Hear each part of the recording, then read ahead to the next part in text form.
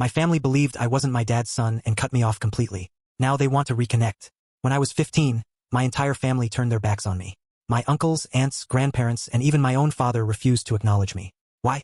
Because they were convinced I was not my dad's biological son. The rumors started small, whispers, side glances, awkward silences at family gatherings. Then it escalated. My father distanced himself.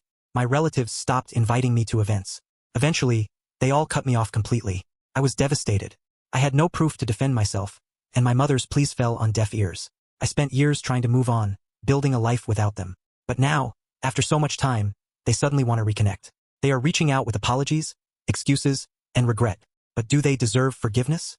And more importantly, do I even want them back in my life? Stay with me as I unravel the full story. Growing up, I always felt slightly out of place within my family. My father's side had strong, dominant features, thick dark hair, brown eyes, and a muscular build. Meanwhile, I was different. My hair was a few shades lighter, my eyes were a distinct green, and my frame was much leaner. As a child, I did not think much of it. After all, families come in all shapes and sizes. But my relatives saw it differently. The whispers began when I was around 10 years old. At family gatherings, my aunts and uncles would exchange glances when they looked at me. Someone would make a joking comment about how I looked nothing like my father, and instead of laughing it off, my dad grew strangely quiet. I could see something shift in his expression, something almost uncertain. As the years passed, these jokes became less playful and more pointed. My uncle, a man who never really liked my mother, was the first to openly say what the others were thinking. "That boy is not yours," he muttered one night after a few drinks at a family gathering. The entire room fell silent. My father stiffened, gripping his glass a little tighter. I remember the way my mother's face turned red with anger. She snapped at my uncle, telling him to shut his mouth. But the damage was already done. From that day forward, everything changed. My father started to withdraw from me. He stopped asking about my schoolwork, he barely spoke to me at dinner, and he no longer showed up to my soccer games. It was as if, in his mind, I had become a stranger overnight.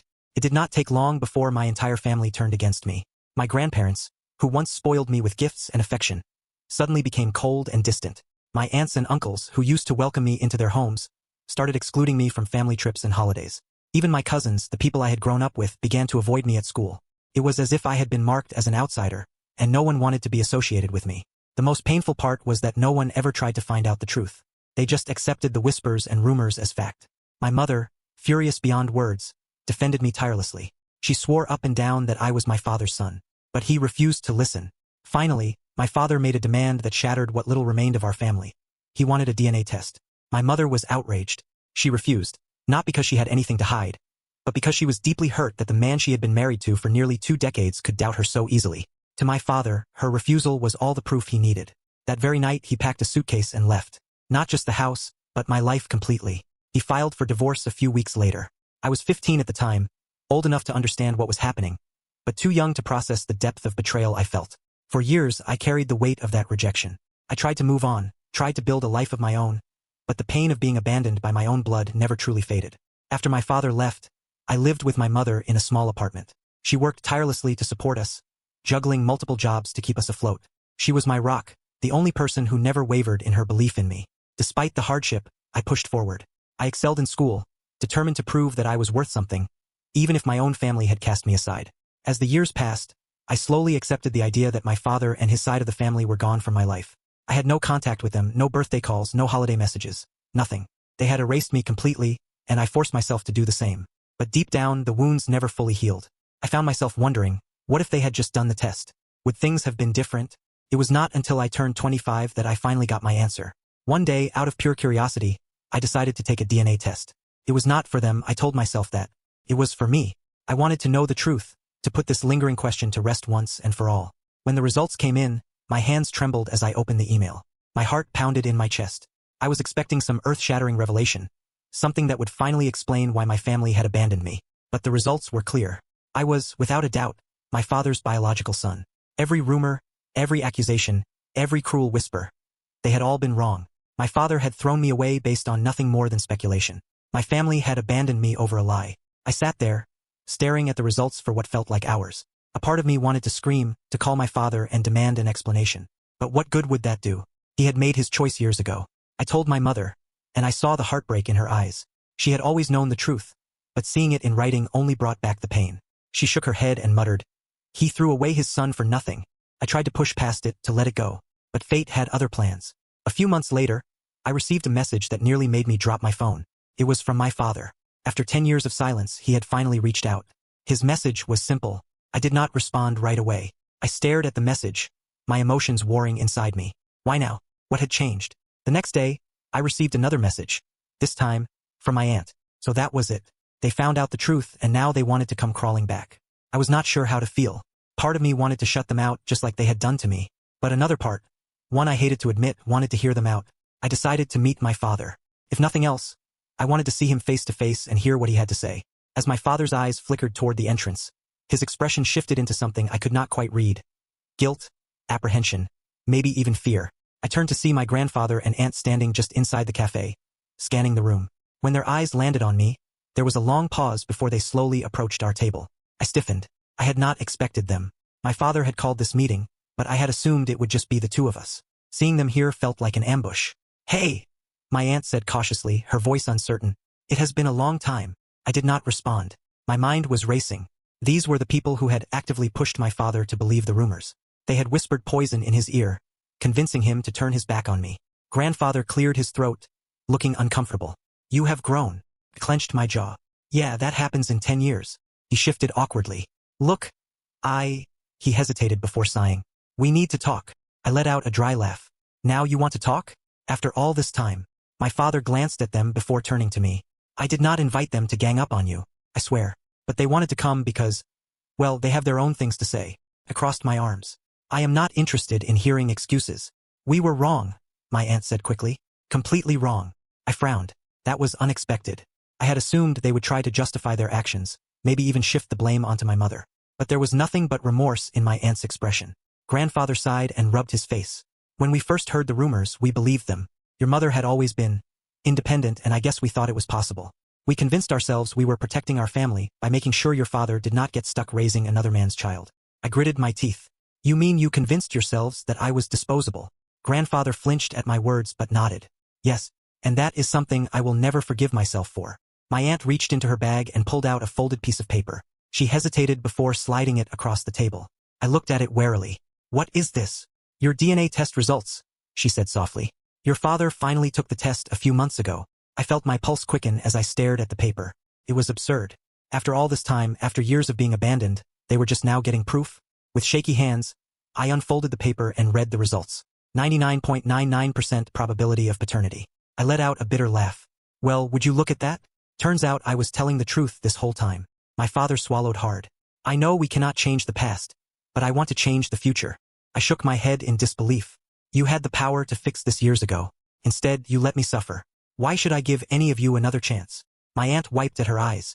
"Because we regret it deeply. We let our own biases and fears blind us. And in the end, we destroyed a family. We do not expect forgiveness overnight, but we are here because we want to make amends." I wanted to be angry. I wanted to throw the DNA results in their faces and walk away. But a small part of me, the part that had once yearned for their love, hesitated. My father reached across the table, his hand hovering near mine. "Please, just give us one chance."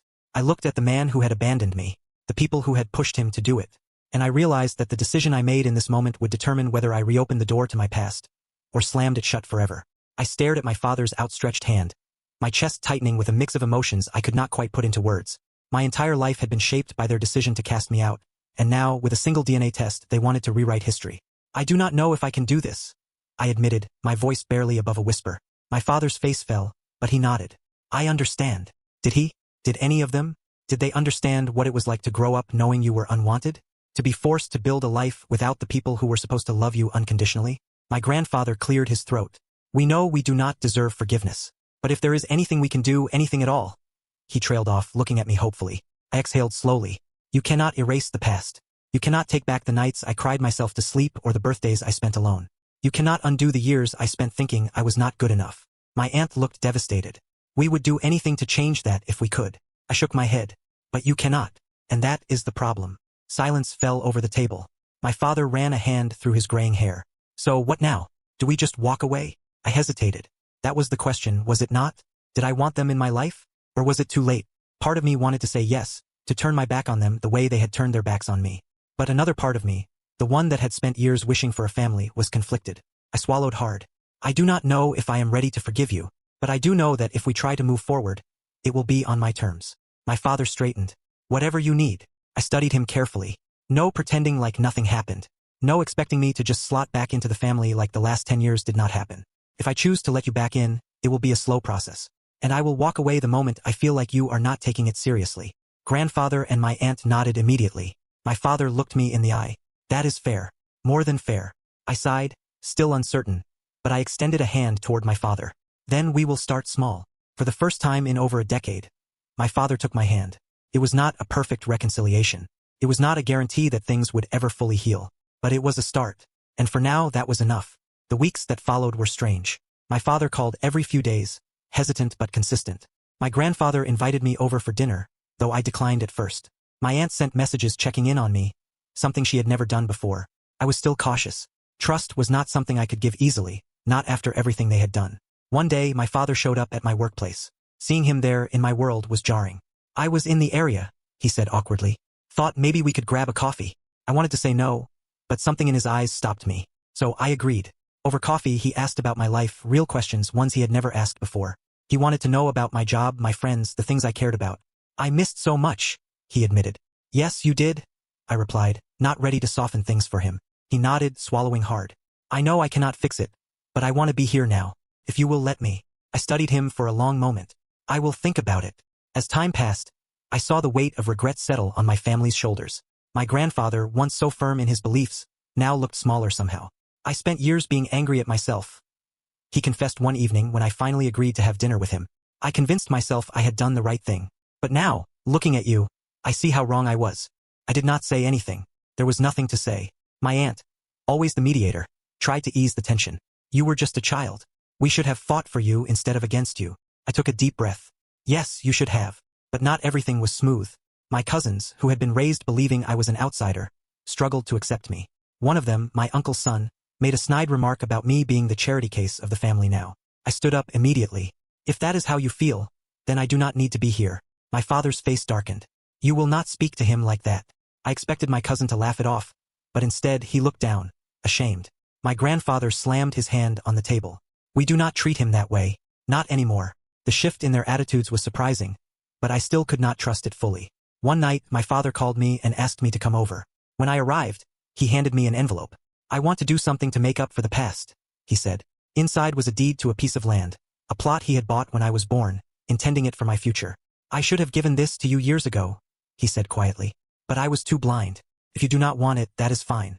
But I want you to have something, at least. I was stunned. Not because of the land, but because it was the first time he had tried to do something for me without expecting anything in return. I set the envelope down. It is not about land or money or things. It is about whether or not I can trust you. He nodded. Then I will earn it. For the first time, I believed him. Maybe we would never be the family I had once dreamed of. But maybe, just maybe, we could build something new. And that was enough for me. What would you have done in my situation? Would you have forgiven them? Or would you have walked away forever? Let me know in the comments. And if you enjoyed the story, do not forget to like, subscribe, and press the bell icon so you never miss a new story.